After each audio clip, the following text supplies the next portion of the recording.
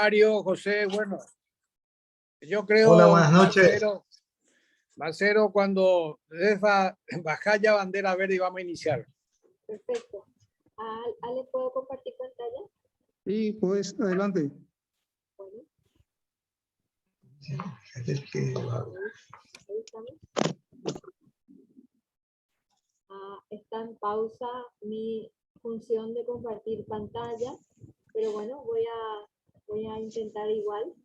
Buenas noches, compañeros. Estamos en la reunión número 49 del Rotary Club San Bernardino, con un invitado de honor, el proyectista económico Amílcar Ferreira, quien va a tener, va a hacer un poco la presentación sobre un tema sumamente importante para el club, sobre todo que están dando varios proyectos.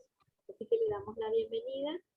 No puedo, lamentablemente, por algún motivo, compartir pantalla y saludar a los pabellones, por lo tanto, cedo la palabra al presidente.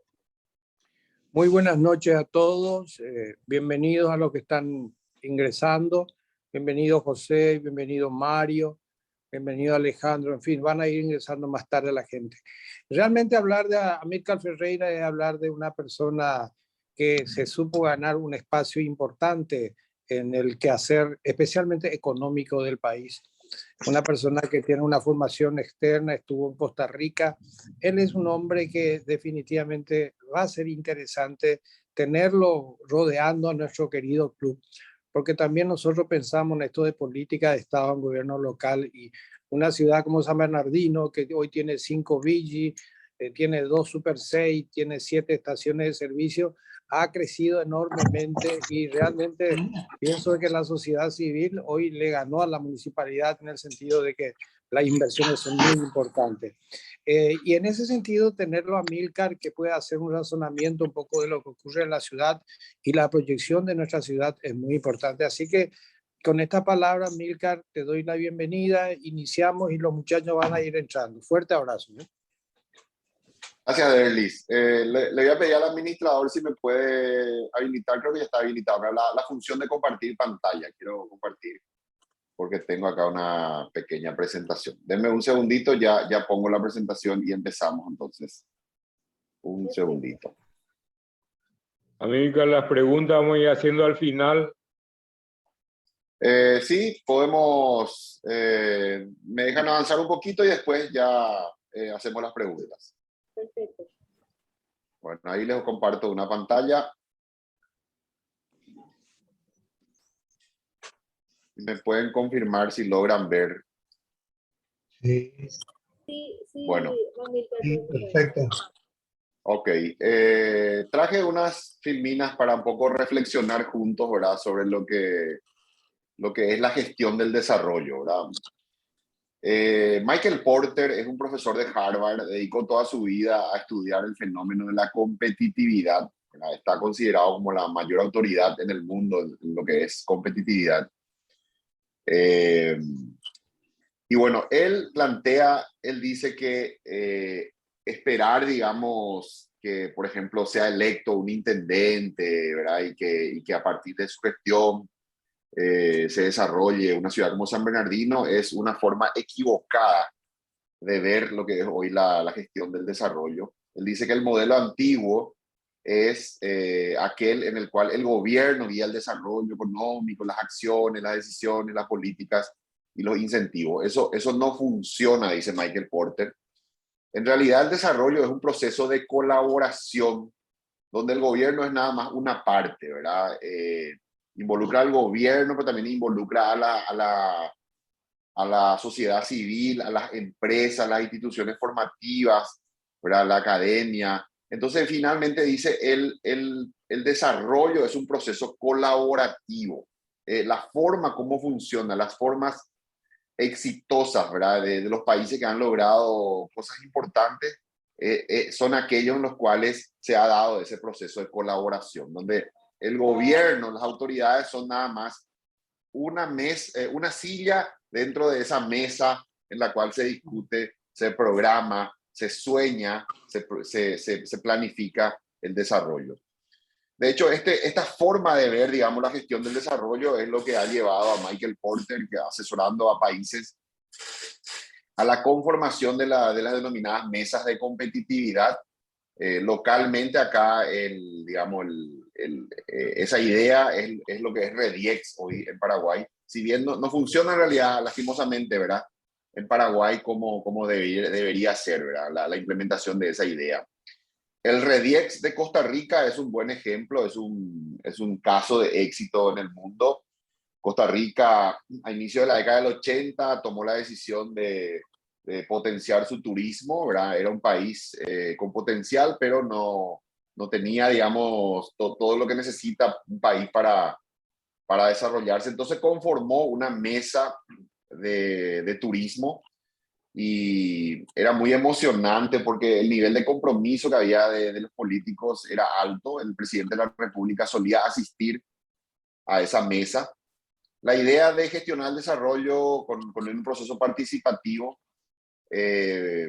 como dije, se concreta en la conformación de una mesa donde está sentado el gobierno con sus instituciones, está sentado el sector privado, la sociedad civil, el sector empresarial y también la academia, ¿no? Entonces, se conforma esa mesa, a partir de ahí se hace primeramente un plan estratégico que en palabras simples significa atreverse a soñar, ¿verdad? Desarrollar una visión de cómo queremos que sea la ciudad en 10 años. ¿Cómo imaginamos, por ejemplo, San Bernardino en 10 años? Desarrollamos una visión y a partir de esa visión vemos cuál es el gap, la distancia que hay entre la realidad hoy y esa visión que queremos alcanzar. A partir de ahí se definen los ejes estratégicos en los cuales hay que trabajar, ¿verdad? Que podrían ser, por ejemplo, el desarrollo de infraestructura, la parte de comunicación, todo lo que es capital social también, ¿verdad? La conformación de un grupo humano que va a sostener y va a impulsar esa agenda, ¿verdad? El establecimiento de objetivos, el establecimiento de fechas para lograr esos objetivos y el establecimiento de responsables. Es muy importante, Michael Porter hace énfasis en eso, de que tiene que tener esos componentes. Objetivos, responsables y fechas para las cuales se tienen que ir alcanzando esos objetivos. Entonces esa es una primera reflexión, ¿verdad? Entender la gestión del desarrollo como un proceso colaborativo que involucra a toda la comunidad y no como una cuestión que va a venir de las autoridades. Como dice Michael Porter claramente, ¿verdad? Ese es un modelo perimido, ese es un modelo que no funciona, el esperar de las autoridades. Por eso que decía Derly recién va en línea, ¿verdad? Con esto. Es la sociedad civil organizada la que le da fuerza a los procesos de desarrollo y seguramente San Bernardino es también un ejemplo en ese aspecto y no, digamos, esa visión de que va a venir de las autoridades. No va a venir de las autoridades. Vamos a ver un poco acá, les voy a mostrar una página web.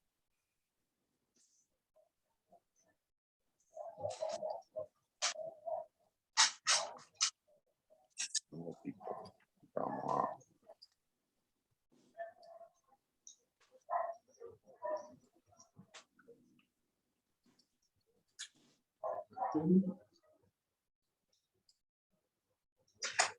A ver si...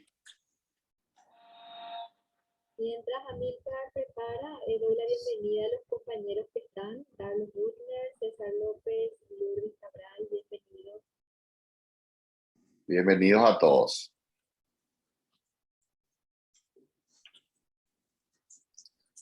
Ahí. Y... A ver, acá está. Esta página web que ven es de un organismo que se llama Procomer de Costa Rica, que es una organización público-privada, yo diría más privada que pública. Es una organización que está conformada por un directorio compuesto por el sector privado y, muy importante, está financiado por el sector privado. cuál fue el proceso en Costa Rica. Ellos vieron y notaron de que las agendas de largo plazo que se construyen, si se deja que solamente dependan del gobierno, lo que ocurre es que cada vez que se cambia un gobierno, en cierta manera esa agenda no se sostiene, sino que todo empieza de nuevo. Cada gobierno viene, digamos, con ministros nuevos, con una visión, ¿no?, que no siempre es la misma, muchas veces es diferente. Entonces, al no tener, digamos, un sector o alguien que sostenga una agenda de largo plazo, si depende solamente del gobierno, no se sostiene. O sea, que cada vez que inicia un gobierno, empieza todo de cero. Por eso es que en Costa Rica tomaron la decisión de formar Procomer, que es un organismo que apunta a, digamos, la atracción de inversiones y el desarrollo económico de Costa Rica, que está compuesto por el sector privado y está financiado por el sector privado. Eso es muy importante, porque al haber ese compromiso y al no depender financieramente del gobierno, eso permite que cada vez que se elige un nuevo gobierno, viene el sector privado organizado, le dice a la autoridad electa, mire, este es el plan estratégico a 10 años, todo esto ya se hizo y esta es la hoja de ruta que hay que seguir bajo su gobierno. Entonces, es la sociedad civil la que sostiene la agenda y no el gobierno. Porque, repito, si se deja que dependa del gobierno, cada vez que cambia autoridades, empieza todo de nuevo. Entonces, Costa Rica tomaron la decisión de que eso no sea así. Hay un fuerte compromiso de parte de la sociedad civil en la construcción y el sostenimiento de la agenda de largo plazo. Y funciona muy bien. Esta es la página web de Procomer. Vean que, digamos, todo lo que tiene, ¿verdad? Y después información para inversionistas. Y bueno, la visión también, ¿verdad?, estratégica que tienen para su país. Entonces yo diría, si nosotros queremos desarrollar San Bernardino, por ejemplo, desarrollar el turismo, la economía, deberíamos pensar en esto, ¿verdad? En primer lugar, descartar esa idea de que eso va a venir de parte de las autoridades. Eso no va a ocurrir. Eso no funciona, dice Michael Porter.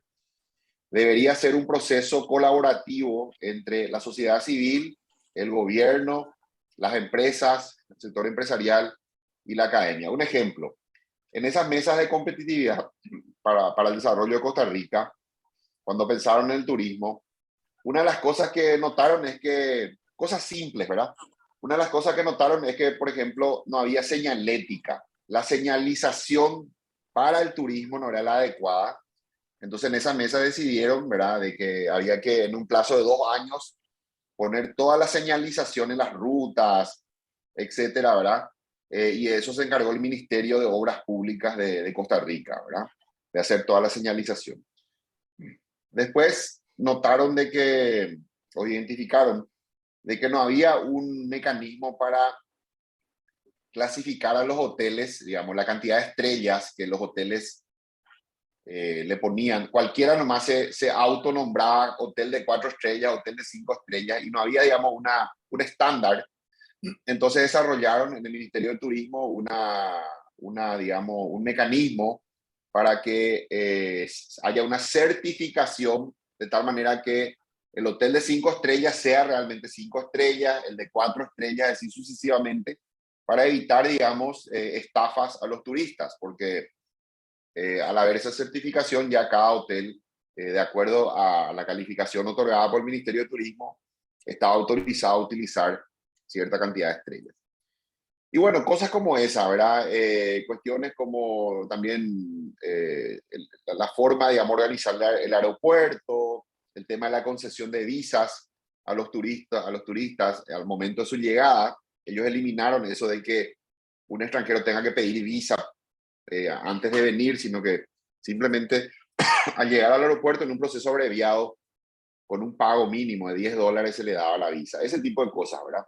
Y bueno, fue muy, muy exitoso, ¿no?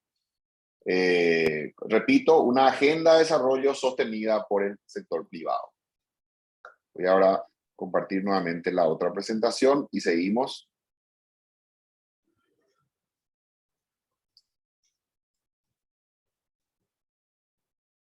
Entonces dice Porter, ¿verdad? en primer lugar, del nuevo modelo que define, ¿verdad?, la gestión de desarrollo como un proceso colaborativo, como un diálogo permanente en una mesa. Después también dice que no puede haber, digamos,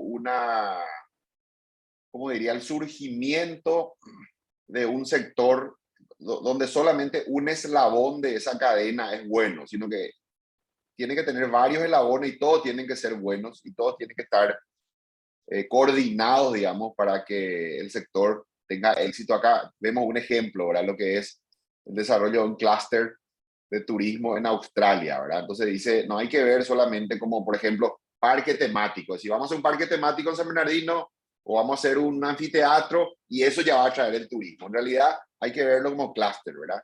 Se necesitan hoteles, buenos restaurantes, agencias de viaje, operadores de turismo, transporte. O sea que hay que, digamos, entenderlo como un clúster, que es lo que hace que finalmente eso funcione y tenga éxito, donde todos los componentes del clúster tienen que tener una calidad, digamos, similar. No puede haber, por ejemplo, una ciudad donde, por decir, los parques sean buenos, pero los restaurantes sean malos.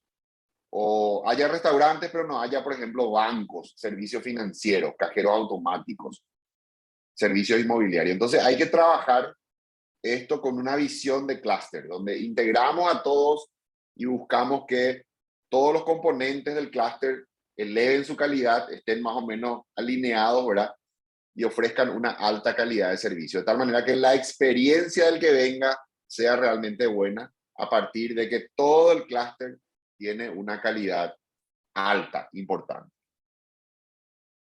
Y bueno, yo había trabajado en digamos, desarrollo de una visión para la ciudad de Itacurubí y la cordillera. Nada más lo pongo como un pequeño ejemplo, ¿no?, de mi experiencia, de lo que pude. Esto fue en el año 2014. Les desafiamos a ellos a desarrollar una visión para 10 años. Y una de las primeras cosas que hicimos fue tratar de entusiasmar a la comunidad. Eso es muy importante, ¿verdad? La comunidad, antes que los inversores, es la propia comunidad la que tiene que comprar la idea, ¿verdad?, de que queremos desarrollar una visión de largo plazo, queremos soñar nuestra ciudad a largo plazo y queremos plasmarlo, ¿verdad?, en un plan estratégico a 10 años, que va a ser sostenido por la comunidad, por el sector privado, y que no va a depender de las autoridades. Las autoridades van a ser parte del plan, pero no va a depender solo de ellos. Entonces, generar ese entusiasmo, ¿verdad?, esas ganas de tener una visión y de trabajar en pos de ella a largo plazo. Siempre hablamos de un horizonte mínimo de 10 años. Bueno, eso incluye después el desarrollo de una visión, el diagnóstico de cómo estamos ahora, cuál debería ser el camino que vamos a recorrer, formar los comités de trabajo en los diferentes ejes estratégicos y luego una gobernanza, ¿verdad?, un seguimiento de los avances y rendición de lo realizado. Después, muy importante al inicio, para generar también entusiasmo, para en cierta manera demostrar que se puede, es muy importante al inicio trabajar en acciones de bajo costo y de alto impacto. Hacer primero aquello que tiene bajo costo y alto impacto para en cierta manera demostrar de que se puede lograr y de esa manera entusiasmar a la comunidad, al grupo y, por qué no, también a actores externos, ¿verdad? Y bueno, nosotros, por ejemplo, construimos esas acciones de bajo costo y alto impacto sobre cuestiones simples como pintar la ciudad, pintar las fachadas, ¿verdad?, ponernos de acuerdo para cierta fecha y pintar las fachadas, ¿verdad? Una cuestión simple, pero que si funcionara, ¿verdad?, generaría un atractivo. Hay que ubicarse. Esto no aplica necesariamente para todas las ciudades. Esto era para una ciudad, en este caso Itacurubí y la cordillera. Después otro eje, la pintura de la ruta, por ejemplo. Es decir, tratemos de mantener la ruta bien pintada, involucrando también el trabajo voluntario de jóvenes, ¿verdad?, los colegios, las escuelas. Una cuestión simple como esa, como dije, bajo costo, pero de alto impacto. Después la limpieza. La capacidad que tiene la comunidad, por ejemplo, de mantener plazas muy limpias, en buen estado, bien ornamentadas. Yo les decía, esta foto que ven acá es de una plaza en Alemania, es muy linda esta plaza, y yo les decía, ¿será que en Paraguay podemos nosotros soñar y lograr una plaza similar, la plaza principal de la ciudad que esté en esas condiciones? La respuesta a esa pregunta define el potencial de nuestra comunidad. Si somos capaces, entonces significa que podemos lograr grandes cosas. Y si no somos capaces también, bueno, eso también demuestra la limitación, ¿verdad?, de nuestra capacidad como comunidad de alcanzar un objetivo simple como esto, ¿verdad? Entonces, un poco parte de esas acciones de bajo costo y alto impacto era instalar una cultura de la limpieza en la ciudad, no tirar la basura en la calle, ¿verdad? Esto refleja autoestima, inteligencia, amor por la ciudad. Y decíamos que ser limpio no es una cuestión de cultura, no de recursos económicos. No tiene que ver con ser rico o ser pobre. Y habla mucho de nosotros, ¿verdad? La capacidad de ponernos de acuerdo de que cada vecino limpie su vereda, mantenga limpio. Y si se logra esa coordinación, esa obsesión con la limpieza, de a poco se va conformando una cultura y se transmite también una imagen, ¿no? Objetivos simples como comprar en una coordinación con la municipalidad y también con empresas privadas, comprar mangueras de alta presión para hacer limpiezas, ¿verdad? Cada tanto, limpiezas profundas de la ciudad, de tal manera que transmitamos eso. O sea, planteamos, digamos, el inicio de ese plan estratégico alrededor de una idea simple que era la limpieza. La instalación de basureros, en aquel momento habíamos hablado de que también los artesanos locales o los artistas locales pinten esos basureros de tal manera de tener a basureros que fueran, digamos, también el resultado, ¿verdad? Que sean como artísticos, ¿verdad? Y bueno, después finalmente bicicletas para la ciudad, ¿verdad? Algunas bicicletas que puedan ser rentadas por los visitantes. Y que bueno, ahí también se habló de la posibilidad. Ustedes saben que el Banco Itaú, por ejemplo, tiene un programa de bicicletas. Si uno va, por ejemplo, a Buenos Aires, ve esto, las bicicletas con el logo del banco. Un ejemplo normal lo pongo, ¿verdad? Podría ser cualquier otra empresa privada. Que presentando la cédula, haciendo un pago mínimo, las personas, los visitantes puedan tener acceso a bicicletas. Y finalmente el Wi-Fi en las plazas, ¿verdad?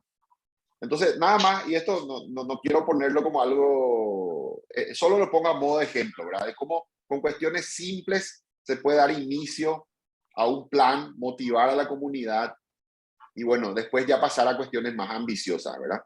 Pero les dejo con este mensaje final. La transformación, la creación de grandes cosas no pasa por las cuestiones materiales. En realidad, el elemento fundamental, el elemento central es el capital social. La capacidad de conformar un grupo que ambicione esto, que logre ponerse de acuerdo, que logre, digamos, crear, elaborar una agenda de largo plazo, que esté dispuesta a través de una gobernanza. El Rotary podría ser, por ejemplo, una base del sostenimiento de esa agenda de largo plazo, ir trabajando, logrando objetivos simples, objetivos, digamos, alcanzables en el corto plazo, para luego entonces ir ya después soñando más grande y alcanzando objetivos más grandes. Dejo esa introducción de Erlis, de una introducción simple, pero como una introducción para la conversación sobre cómo se construyen las agendas de largo plazo y las transformaciones en las ciudades, en los países, en el mundo. Muchas gracias. Muchas gracias, Amílcar, por la presentación. Queda abierta entonces para compartir las preguntas. Voy a ir en la medida que van pidiendo, levantando manos. Sí, yo puedo intervenir. Adelante, Derlis. Sí. José, ¿vos querías intervenir? No, le quería saludar al compañero Amílcar. Yo soy tu ex compañero de la Facultad de Economía. Un placer. ¿Qué tal, José? Un gusto. Un placer saludarte, verte, escucharte. Nos veíamos también por BBVA en una época cuando estaba como director ahí. Yo andaba por Mafre. Era una época donde nos solíamos encontrar también. Como director también andaba por Mafre. Un placer realmente escucharte esta tarde, noche, y el concepto que expresaste de Michael Porter es muy, muy válido y muy correcto y aplicado a toda la realidad, digamos que global, y por supuesto localmente también. Así que mi expresión de felicitaciones y el placer de compartir este momento con tu presencia y tu conocimiento. Gracias, Milker. Gracias, José. Un gran abrazo para vos también. Un gustazo verte. Y efectivamente, como lo decís, ¿verdad? Michael Porter destruye esa idea de que las cosas van a venir de las autoridades, etcétera. No es así. En realidad, cuando se logra la conjunción del trabajo entre la sociedad civil, el empresariado, el gobierno, ahí es donde las cosas empiezan a funcionar. Esta conclusión a la cual llega Porter no es una conclusión teórica, es a partir del estudio de muchos intentos, de muchas iniciativas, digamos, de desarrollo en el mundo, de donde él vio qué es lo que funciona y qué es lo que no funciona. Cuando se deja solo a cargo del gobierno, la autoridad, no funciona, dice Michael Porter. Cuando se logra un trabajo conjunto, coordinado, público-privado, ahí es donde funciona. Esa es la lección que nos deja Porter. Totalmente, Amílcar, gracias. Totalmente. Sí, yo quisiera comentar también, Amílcar, que nosotros estamos dentro de las acciones que tenemos, estamos pensando en un master plan para una ciudad que tiene, reitero, 5 villas, tiene 4 farmacias de las mejores marcas, tiene 2 Super 6. Nos falta un colegio y una universidad y un sanatorio, ok. Pero la ciudad, yo que vivo aquí, estoy hace muchos años, he pasado 7 administraciones municipales, ¿verdad? Y la ciudad le ganó definitivamente a la municipalidad. Nosotros de alguna manera hicimos un acercamiento con la municipalidad, estamos tratando de darle apoyo como Rotary, ¿verdad? Pero sentimos de que llegamos en un momento justo, es decir, llegó Rotary y se instaló en un momento en que la ciudad está teniendo como un despegue económico, porque quien se ha instalado acá habrá hecho un estudio de mercado. No creo que estas grandes empresas hayan venido porque sí nomás. Y esta ruta Luque Samber no es solamente una ruta para San Bernardino, se constituyó en una ruta nacional, porque hay gente que viene de Coronel Oviedo o Sevilla, ya la pasa por aquí. Entonces, San Bernardino se convirtió en un eje. Entonces, mi consulta concreta a Amílcar, así mirando cómo vamos, ¿verdad? Un master plan que pueda apuntar a tener hoy una realidad económica.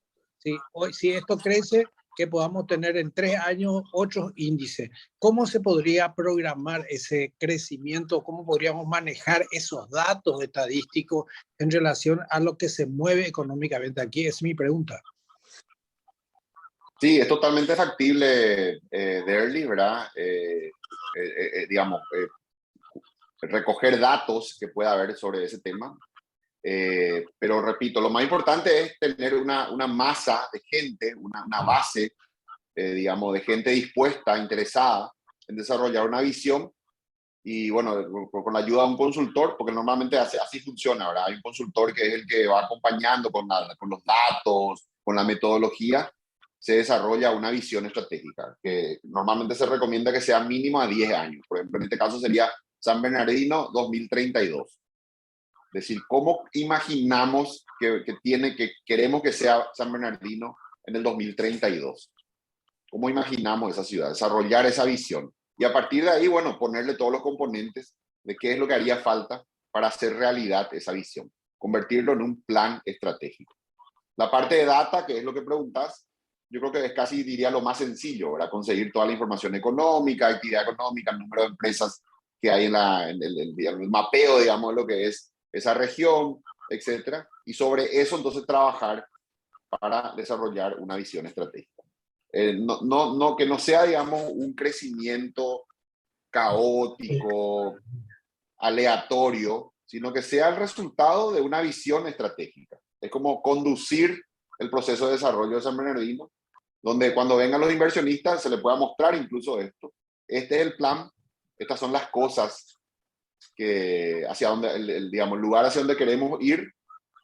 Y bueno, y a partir de ahí, entonces, de esa manera, conducir ese proceso de desarrollo, considerando aspectos como cuidado del medio ambiente, el desarrollo también de atractivos turísticos, que hoy vemos que más que hacer una, no sé, una torre Eiffel, el patrimonio cultural, ¿verdad? Eso que decía hace rato Derlis, un Tañarandú, que tiene que ver más bien con una cuestión de un constructo cultural más que con un constructo físico, ¿no?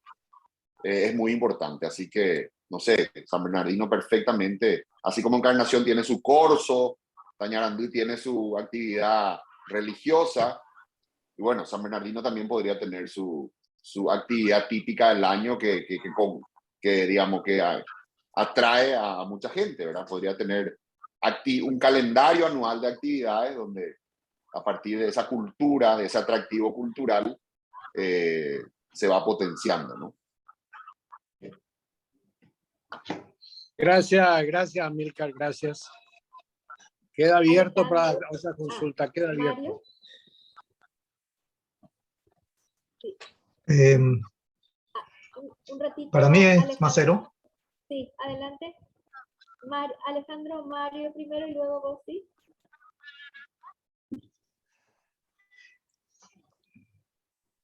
¿Quién primero? Mario. Gracias. Hola, Amílcar. Buenas noches. ¿Qué tal? Después de 20 años creo que nos vemos.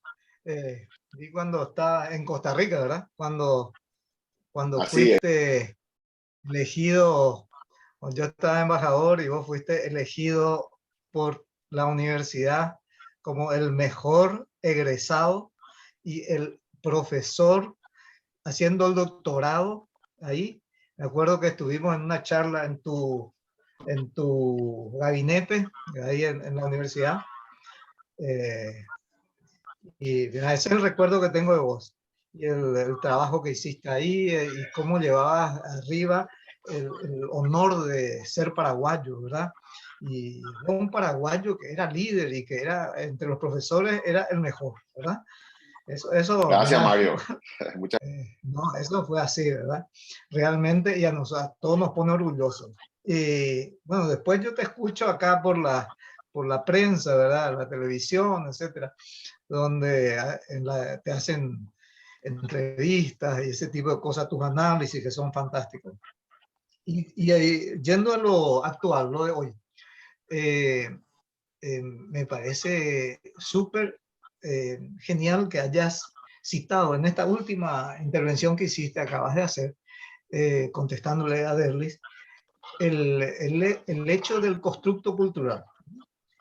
Ese constructo cultural, yo ampliaría un poquito, ¿verdad? O sea, te referiste a eventos, ¿verdad? Eventos culturales. Por ejemplo, como decía Derlis también, ¿verdad? Lo de Tañarandú, etcétera, ¿verdad? La elaboración del chipapó y ese tipo de cosas, ¿verdad?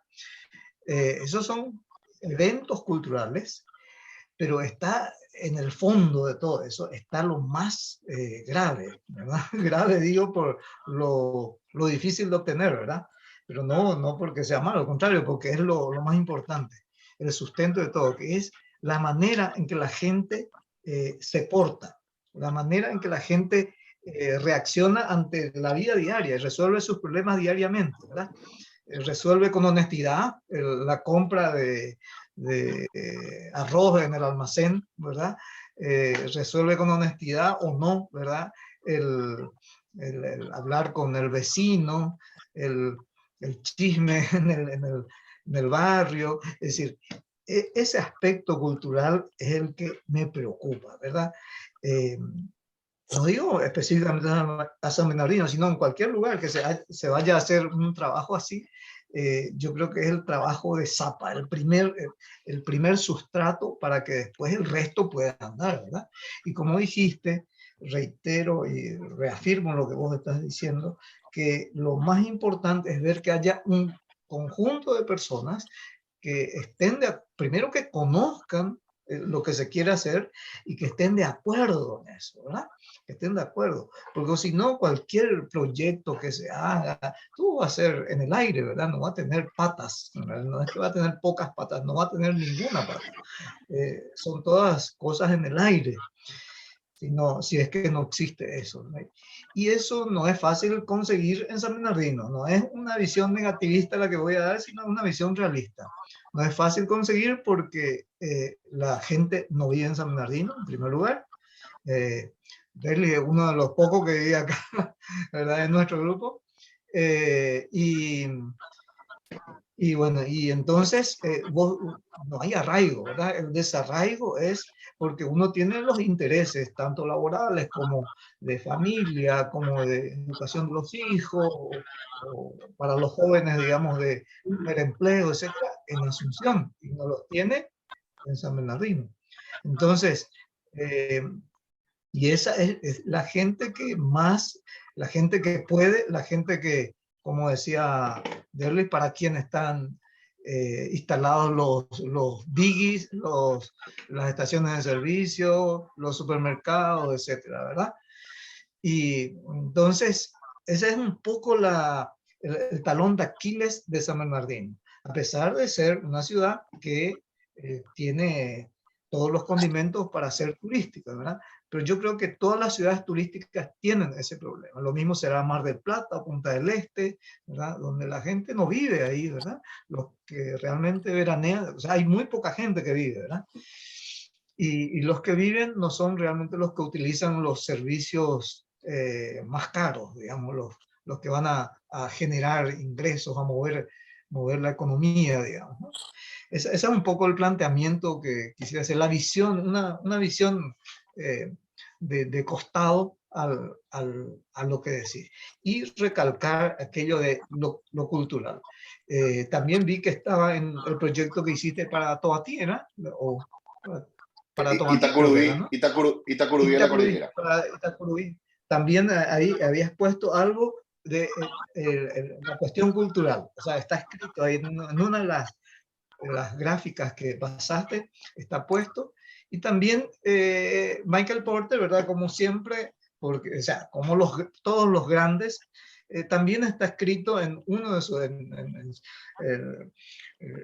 uno de sus libros de la competitividad, ¿verdad? Está escrito que lo cultural es la base. Sin eso, ¿por qué? Porque es la actitud de las personas. O sea, si vos sos honesto con tu compañero, si vos sos honesto con tu jefe o con tu empleado, ¿verdad? Hay gente que no es honesta con su empleado, ¿verdad? Que le retasea el salario, por ejemplo, o las horas de trabajo, cosas así. Entonces, si ese tipo de cosas persiste, no funciona. No puede haber interacción comunitaria eficiente y permanente, ¿verdad? Que es lo que tiene, por ejemplo, Tomatí, ¿verdad? Una ciudad pequeña, un pueblo pequeño, que hoy no sé si llega al nivel de ciudad, y que tiene gente que a través del liderazgo de una persona, que fue aquel intendente que falleció ya, un joven que se metió al tema de la ciudad más limpia del Paraguay y salió. Y hasta hoy llevan la delantera en todo, no solo en limpieza, sino en actividades, etc. Siendo una ciudad sin muchos recursos, ¿verdad? Comparando con los de San Bernardino, ni lejos, ¿verdad? Bueno, nada más que esa era mi intervención. Y un gustazo, reiterar el gusto de escucharte. Che. Mira, no estaba viniendo, porque no le quiero ver a Derly. Pues, entonces, por eso que yo no estaba viniendo más a las reuniones. Pero cuando escuché que venía Milka, bueno, ahí vamos a escucharle a Milka. Te digo nomás, Derly, nos queremos mucho. Gracias, Mario. Un gran abrazo. Gracias. Gracias, Mario. Alejandro tiene la palabra y luego José, quien veo que está levantada la mano. Adelante. Sí, Amílcar, no nos conocemos, pero sí te sigo desde hace rato. Realmente muy acertada siempre, muy acertados tus puntos de vista siempre. Yo quisiera poner un poquito a consideración una situación peculiar de San Bernardino. Nosotros como rotarios tenemos, digamos, una visión, una misión muy clara. Nosotros debemos servir a la comunidad. Eso es nuestro, digamos, nuestra misión mayor. Obviamente que existen dentro de Rotary lo que se llaman las áreas de interés, no incide, digamos, absolutamente en todas, sí, en algunas ya previamente clasificadas. Y en ese tren de cosas estamos los Rotarios de San Bernardino. Pero existen otras fuerzas, teniendo presente lo que estás mencionando, del área no solamente estatal, sino tenemos en el orden también empresarial. Lo nuestro es la organización de la sociedad civil de servicio. Están los ciudadanos sanberninenses, a su vez de diferentes orígenes. ¿Cuál sería nuestra estrategia? Nos cerramos, digamos, en nuestro Rotary, buscando, digamos, hacer el bien común, el bien de la comunidad a través de lo que podamos, o buscamos, digamos, abrir de tal manera a confluir toda la sociedad civil y las fuerzas vivas en general. Esa es la pregunta, Milka. Sí, mira, yo diría que cuanto más amplio sea, más amplia sea la base, ¿verdad? De gente que pueda participar de esa idea, de la base de lo que va a sustentar, digamos, un plan estratégico, mucho mejor, ¿verdad? No tendría la respuesta a ver si el Rotary es, digamos, esa base fundamental en San Bernardino, o habría que integrar también a otros grupos. Pero sí me queda claro que cuanto más apoyo, más capital social se construya, que es lo que dice Michael Porter, la base de las iniciativas que funcionan son bases amplias con mucho capital social. Y bueno, habría que ver, ¿verdad?, lo más representativo de la sociedad de San Bernardino, y que todos esos sectores bien representados estén sentados en la mesa, ¿verdad? Pero tampoco tiene que ser algo muy masivo, ¿verdad? Tiene que ser un núcleo representativo de gente comprometida, de líderes, y sobre esa base se puede construir. Perfecto, gracias. Gracias. José, adelante. Amílcar, te quería nomás hacer una consulta justamente de tu experiencia que construiste. ¿Cómo fue tu experiencia para poder construir el modelo de la ciudad de Itacurubí? Que veo que está buenísimo. ¿Quiénes fueron los autores que incluyeron y que pidieron que se construya eso, ¿verdad? Porque tu experiencia, la experiencia que compartiste es buena, y tal vez nosotros al escucharte podríamos soñar en pensar en hacer algo similar en San Bernardino, ¿verdad? Entonces quería escuchar un poco de vos, cómo fue que se organizó eso, quién organizó, cómo se impulsó, qué equipo fue el que trabajó, etcétera, y cuánto tiempo llevó para que puedan tener ese proyecto. Yo veo que hay interferencia ahí, alguien, señores. No sé si le pueden mutear. Sí, De paso. por eso estoy pidiendo en el chat, si por favor las personas que están en uso de la palabra estén en silencio porque hay interferencia. Usen el chat y ahora continuamos. Les pido, por favor. Carlos, gracias, Carlos Rutner. ¿Podrías poner en silencio tu micrófono? Ay, no está prendido. Yo no estoy... Ahí está, ya pusiste en silencio, Carlos, gracias. Bueno, el tema de Itacurubí fue una iniciativa del intendente que me contactó, y bueno, se mostró interesado, ¿verdad?, en la experiencia de Costa Rica. Y bueno, yo hice un trabajo voluntario con ellos, ¿verdad? Me fui como voluntario a trabajar. Trabajamos con toda la comunidad. Él convocó en su momento a líderes, ¿verdad?, de la sociedad civil. Hicimos una reunión ahí, un taller, un sábado, en el salón de la municipalidad. Hubo muy buena concurrencia. Particularmente me llamó la atención de que vino mucha gente de lo que es el sistema educativo, ¿verdad? Muchas maestras, supervisoras, y a partir de ese contacto con ellas también después involucramos a muchos jóvenes, ¿verdad? En cierta manera, el sistema educativo, las escuelas, los colegios fueron, digamos, uno de los conductos, ¿verdad?, para generar ese compromiso, ese entusiasmo, y bueno, con mucha participación también de jóvenes.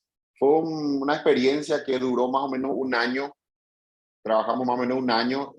Varios de los objetivos que sacamos a partir del diálogo con la comunidad fue un proceso participativo. Esos 5 objetivos de bajo costo, alto impacto, varios de ellos llegaron a concretar. Por ejemplo, la limpieza de la plaza, el mantener impecable la plaza, la instalación de Wi-Fi en esa plaza. En fin, ese fue un poco, fue un pequeño, digamos, proceso colaborativo que fue muy bien. Después después vinieron las elecciones, se cambió el intendente y bueno, ya no sé si siguió eso, pero en su momento fue una linda experiencia, les digo. Y generó mucho entusiasmo y mucho, ¿cómo diría?, autoestima en la comunidad, porque sintieron que se podía, les gustó el hecho de tener un plan, el hecho de trabajar en pos de los objetivos de ese plan, el hecho de que ese plan estuviera compuesto, ¿verdad?, de acciones de bajo costo y de alto impacto. O sea, no había que poner mucha plata, por decirlo así. Y les entusiasmó bastante por un año. Estuve ahí trabajando con ellos, yendo cada tanto. Y fue realmente una muy linda experiencia.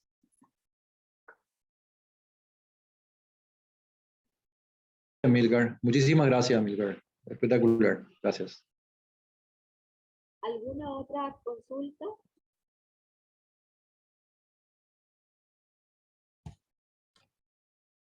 Bien. Entonces, Les dejo yo entonces para que sigan ustedes con su reunión. De mi parte ha sido un gusto que me hayan invitado, era un gran honor. Muchas gracias por la invitación, era compartir un poco algunas ideas, una reflexión sobre este tema de la gestión del desarrollo. Y bueno, a las órdenes, ¿verdad?, para todo lo que yo pueda colaborar, ayudarles, voy a estar siempre disponible. Así que muchas gracias. muchas gracias, Amílcar. Aquí un poco un reconocimiento de parte del club.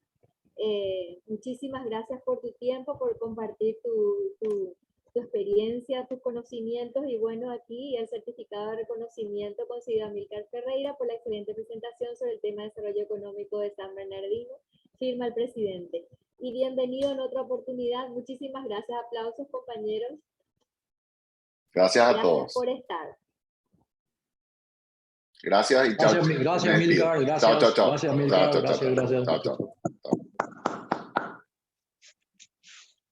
Bueno, si alguien tiene algún comentario que hacer, sencillamente recordar, agradecer la presencia a todos. Raúl, adelante, te escuchamos. Buenas noches a todos. Disculpe que me demoré un poco, estoy todavía en el escritorio. Muy interesante, ingresé unos minutos después de la intervención del señor Amílcar, del doctor Amílcar. Muy interesante, ya lo he escuchado en varias oportunidades, en varios lugares. Yo creo que nos dio un panorama bastante interesante en que podamos, por lo menos para comenzar a tener presencia realmente en San Bernardino como Rotary. Creo que imitar ese trabajo que lo ha hecho en Itacurubí de las Cordilleras, creo que es, sería muy interesante para San Bernardino. Como por ejemplo, vez pasada estuve también dentro de eso, podríamos incluir a los jóvenes de todas las escuelas, de todos los lugares, en que sea una ciudad amable, en que sea una ciudad que salude a todos extraños que ingresan en la ciudad, que sea una ciudad amable, que sea una ciudad que quiera, que se pueda sentir bien. Una de las ciudades que no recuerdo en este momento el nombre, pero sí es muy interesante, San Pedro de Comandayú. San Pedro, yo estuve trabajando casi 3 años en la zona por las obras viales. Un tema muy importante es que ahí todo el mundo saluda a todo el mundo. La gente de San Pedro, la gente gente arraigada en San Pedro, uno está en una escribanía pública, uno son extraños, ingresa y todo lo que ingresan le saluda, como si fuera un conocido de mucho tiempo. Es una cosa interesante. San Pedro es una ciudad que dentro de todos sus temas, que hasta hoy es una ciudad muy segura. Yo estuve en un hotel ahí, alquilando una habitación durante 3 años, donde me iba, ahora me quedaba ahí. Y siempre ponderé enfrente del otro lado de la calle, enfrente del hotel, de la primera planta que me tocó la habitación, siempre había un taller de motocicletas sin puertas. Y siempre preguntaba, ¿por qué? Y dice, acá nos conocemos todos, sabemos quién roba, y lo que roba el chico, enseguida se le agarra, y lo que roba grande, ellos se arreglan allá arriba. Pero un tema muy interesante lo de San Pedro, y una cosa que también he presenciado y he conversado con muchas personas en San Pedro, es que tiene un clima muy interesante, que tengo inclusive un amigo que está en el mismo hotel viviendo hace 16 años, que es un juez en el Palacio de Justicia, y él se fue para internar a otro colega, y hace 16, 17 años que vive en San Pedro por el clima. Bueno, cosas así sería muy bueno también dentro de nuestro proyecto, y ver a través del presidente y realmente hacer una reunión a través de la municipalidad y del intendente, y que pueda empoderarse de este pequeño proyecto. Creo que es importante para comenzar a salir, mientras paralelamente trabajamos con todos los proyectos que estamos teniendo. Es todo, presidente. Buenas noches. Gracias, Elba. Muy amable, y disculpe que he estado tarde. No, muchas gracias, Raúl, igual por asistir eso y permanecer hasta ahora. Si no tienen otros compañeros algo que mencionar, solo recordar que hay una invitación de secretaría, hay una invitación por si quieran compartir con el aniversario del Rotary Trinidad, que va a ser justamente en 2 semanas. Está allí todos los datos, si por ahí alguien desea ir. Me pidió Amelia Quintana, que de paso es gobernadora asistente nuestra, que por favor le hagamos saber con tiempo. Así que por favor háganme saber, que yo me comunico con ella, ¿sí? Es un poco de secretaría. Recordarles que el viernes 20 es el cumpleaños del compañero César, si le quieren dar un saludo.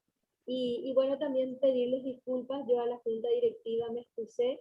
Tengo un viaje por trabajo la otra semana, y agradezco muy especialmente al compañero Raúl, que va a suplirme en la tarea de macería en la próxima reunión. Así que ya me disculpo y le agradezco al compañero. No, nada. Tenés que darme mis tareas, no te olvides. Absolutamente. Voy a preparar la agenda y te comparto, Raúl, con tiempo. Bueno, con mucho gusto. Compañero, ¿quién tiene algo que mencionar? Y entonces ya cerraríamos con la palabra de cierre del presidente. Adelante. Sí. Yo quisiera aprovechar este momento, y está todavía Amílcar con nosotros, ¿verdad? No, ya se retiró él. Justamente yo tuve acá una desconexión, lastimosamente. Bueno, quiero aprovechar e invitarlos. En nuestra fundación Fundapueblo, este sábado 21 hace una primera charla de un ciclo que vamos a tener de charlas acá en San Bernardino, del sábado 21 de mayo a las 18 horas en el local Sacramento. Quienes estén acá por San Bernardino, les esperamos. Es una charla en el marco de la preparación, porque se está intentando la realización de la segunda etapa del concurso de los pueblos. Eso es lo que yo quería manifestarles.